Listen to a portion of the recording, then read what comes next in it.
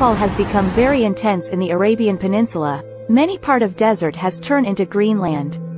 Some areas already have permanent sources of water. Stream and river start to flow and the valley has turned into lake. It is hard to imagine, but if you read ancient literature, the Prophet Muhammad has ever prophecies about this phenomena 1,000 years ago.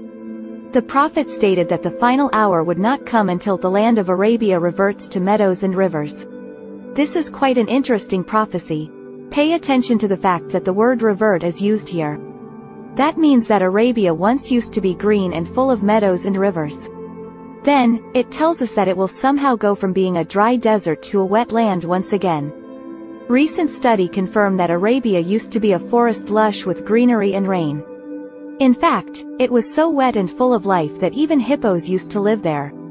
Michael Petraglia, one of the people involved in the archaeological Green Arabia project, states in an interview, "We looked at satellite images for example, and found that there are literally thousands of ancient rivers that crisscrossed Saudi Arabia.